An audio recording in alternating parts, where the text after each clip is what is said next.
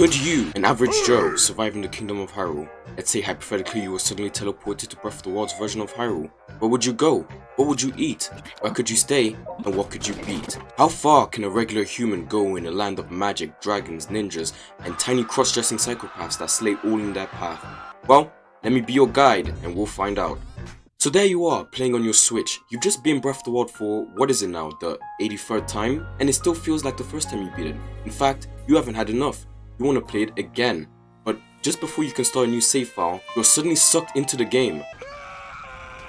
Now this is where your luck plays in, because where you land could mean the difference between survival or instant death. So, for simplicity, let's say you land smack dab in the middle of Hyrule Fields. Get up.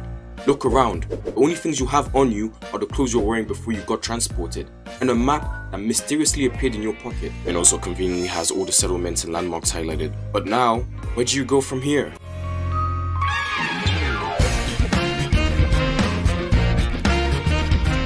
Heading north is pretty much a death sentence, as you will immediately be gunned down by the hundreds of guardians patrolling the area. Remember, you are not the hero of these lands, Link is, and you, stuck in your average human body, do not have the light speed reaction time required to dodge or deflect lasers, so you must avoid guardians at all costs. Going west is also a bad idea, as the regions you will find there are prone to extreme climate change, and I don't think you and your boxer shorts are prepared to handle them. South? Well, there's a little something there called, lightning, and a lot of it, but it's definitely possible to make it there without getting smited by Goddess Hylia. Smited even a word? So go for it if you feel like it. But heading east is by far your best option, as it has the most forgiving lands that won't instantly kill you if you break the dress code. Now that you've settled on a direction, it's time to focus on your basic needs. As a regular human, you will need many things to survive in Hyrule, such as food, clothing, shelter, weapons, money. Luckily for you, you got an optimal spawn, where most of those things can be found relatively quickly. For food, you will need to sustain yourself on apples for the time being. You'll come across them hanging from trees in the area. Not very filling, I know, but it's better than an empty stomach. As for weapons, you can obtain them from the bokoblins in the area. You don't have to fight them, as they are very easy to sneak up on and outrun, even for a regular human like you. Just don't let them surround you. Take a club, a shield, maybe a bow if you're lucky, and hightail it out of there before they get wise. As for shelter, money, information, and possibly even clothing, those can be acquired at the nearest stable, which in your case is the Riverside stable. When you arrive there, you should talk to the stable owner, Ember. Try to explain your situation in a way that doesn't make you sound like an absolute lunatic. Like, I don't know, get creative, talk about how you lost your memory or something like that, and he'll probably give you a suspicious look, considering that you're oddly dressed and have round ears instead of pointy ones. But ultimately, I think he would direct you to either Kakariko Village or Hateno Village. Kakariko is most likely since it's closer. You'll then want to come and talk to this merchant. His name is Beetle, spelled with a D, not a T. Yes, that's important. And this guy will basically buy anything off you. You could sell this guy literal toenails and he would still buy it. So he's a good person to take advantage of. Sell him those apples you've been holding on to and anything else you might have picked up along the way here. That will give you your initial supply of rupees that you can then use to buy food, arrows, and any other equipment that you might need from this area. You might want to spend a few days collecting resources, reselling them to get more rupees and buying more supplies, spending the nights at the stable inn until you're ready to set out. Best prepare well, because a major trial awaits you next.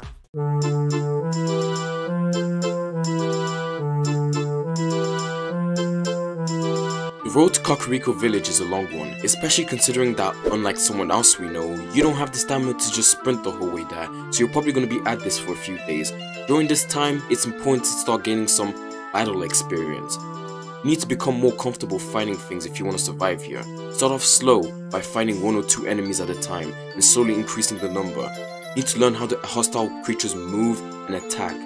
Take that gear to improve your own so that you can deal and take more damage, but don't get reckless or overconfident because it only takes one mistake to lose everything. Also, pick up everything as you go. Anything that looks of value, take it. Whether that be ores, weapons, food, pick it all up until your backpack is full. You need to become a professional hoarder because you're going to need those resources and money ASAP. Halfway there, you'll come across another stable. Use this time to sell the stuff that you picked up that you don't need to get those sweet rupees, and get a horse if possible before climbing up the last stretch to Kakariko Village.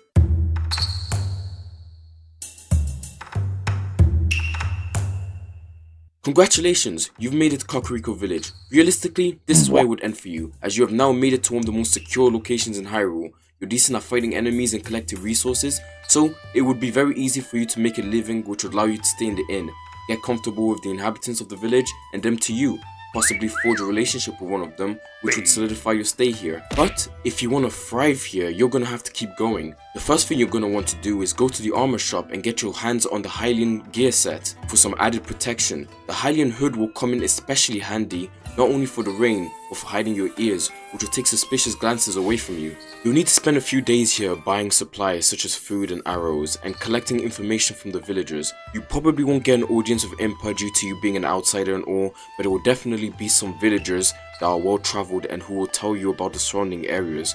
You could also request training from a guard like Steen to improve your combat skills.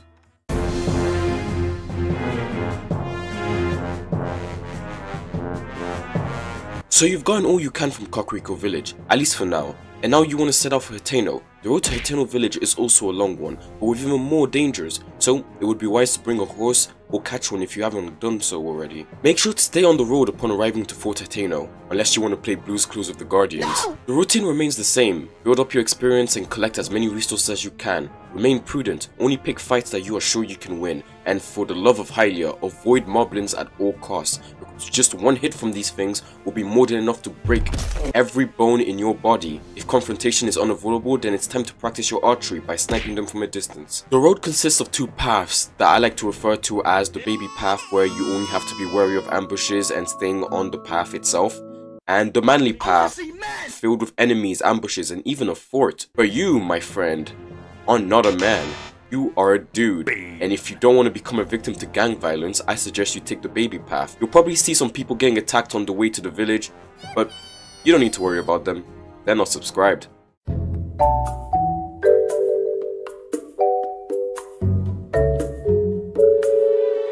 When arriving at Hateno Village, you'll want to first sell off all of the things that you don't need to get more of those rupees before heading to the armor shop to obtain the soldier's armor, which will grant you more protection than the Hylian gear set. This will allow you to take more risks when you explore and when it comes to combat. Also, grab the warm doublet, which will allow you to explore in more cold areas, which you're gonna need for later. You'll then want to explore the village, during which you'll come across this guy called Balsan, who is selling a house for 3,000 rupees and 30 bundles of wood.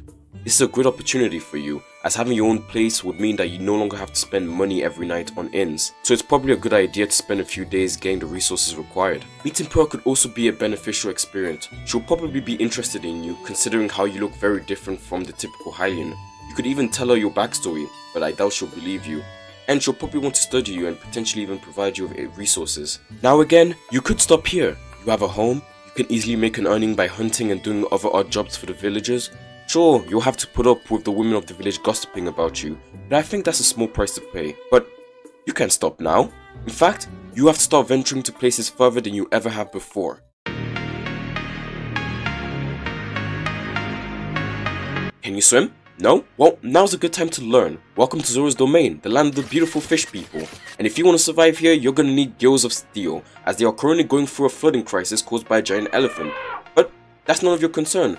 The real thing you should be thinking about is, why would you come here? Well, Zora's Domain, ironically enough, is home to a wide assortment of fish that can be caught, bought, and resold for exorbitant prices. Each fish has its own unique effect when cooked, like granting you cold and heat resistance, which you will need to explore the other regions. Standing between you and Zora's Domain, however, are the wetlands, a few kilometers of pain and agony, as they are home to the Lizalfo, slippery little bastards that seem to move around at the speed of sound. Don't even bother trying to shoot these things with a bow and arrow, as they have all mastered the ancient art of sidestepping and will immediately punish you when you miss, just like you should be punishing that like button.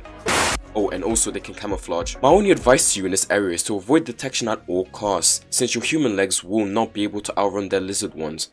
I would even recommend going back to Kakariko Village to get your hands on the stealth set if you can afford it. Be safe, keep low to the ground, and Hylia help you if you're spotted. Hey, I've got good news and bad news. The good news is you've made it past the wetlands. Congrats. The bad news is you're only halfway done, because what lies before you now is the road to Zora's Domain, with many twists and turns and a copious amount of danger. Like the Octorok, octopus-like creatures that will shoot rocks at you from the water. It is best to snipe them before they have a chance to attack you, unless you like having a concussion.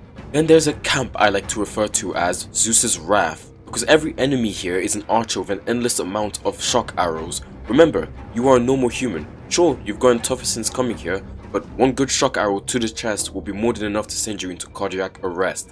The best thing to do is to sneak your way through the camp, maybe collecting a few shock arrows in the process, before making a mad dash out of the camp before they have a chance to aim at you. The enemies after this point, you should be able to take down now that you're more comfortable with fighting. Progress steadily until you make it to Zora's Domain. Ignore the occasional elephant sounds you'll hear. It's probably not important, I promise, and for Hylia's sake, please don't spend too much time looking at the fish.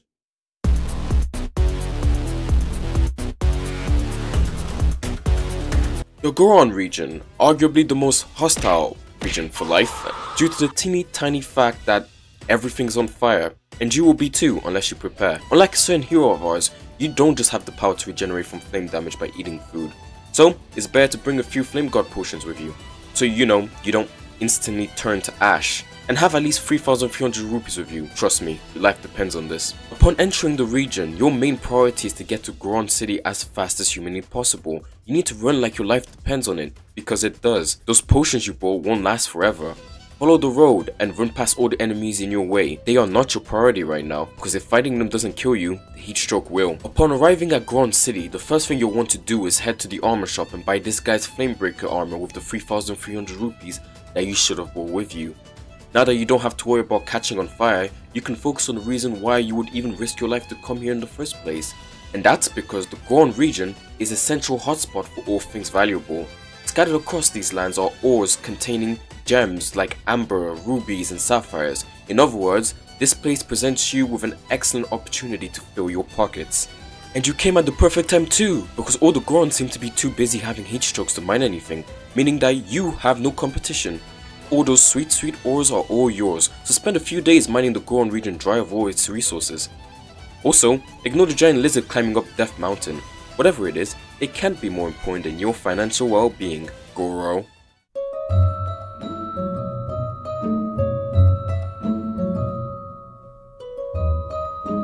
Rito Village, the home of the flying bird people, and this path is quite chilly, so make sure to wear that warm doublet you bought, and also cook up those sizzlefin trouts that you got from Zora Domain with that extra cold resistance. When arriving here, your priority will be to get your hands on the Snow Quill gear set.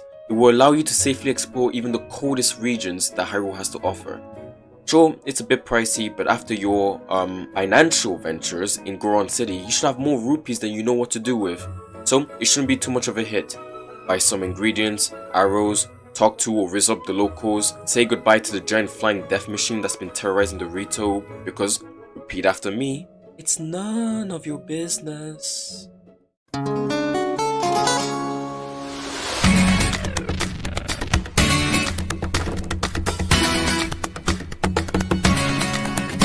The Gerudo Region, the most bipolar of all the regions, as it can't seem to make up its mind whether it wants to be hot or cold. As such, you will need to prepare for both. This desert landscape is home to a beautiful oasis with a market that you can take advantage of, but by far, the crown jewel of these lands is the exclusive Gerudo town, home of the top, dominant mob, the Gerudo. Gerudo town is exclusive in the sense that if you don't have the right set of chromosomes, you will be denied entry. So, for the ladies following this guide, all you have to do is walk through the gates like you own the damn place, because you kind of do. But the guys, you're gonna have to resort to more, questionable means if you want to enter, as trying to enter as a man could be deadly, and not the good kind, as these Amazons won't give you death by snoo, but death by impalement instead, so tread carefully.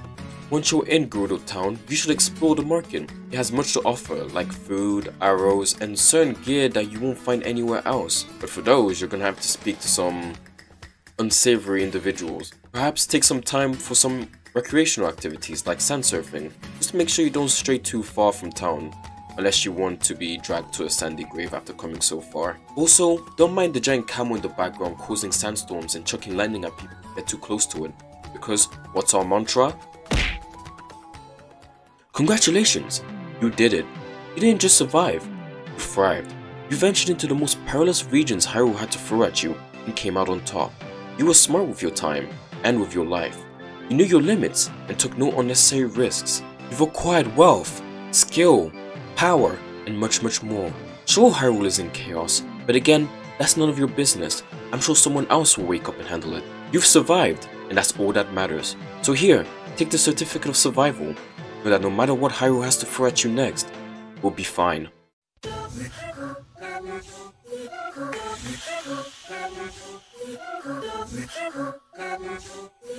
Maybe I spoke too soon.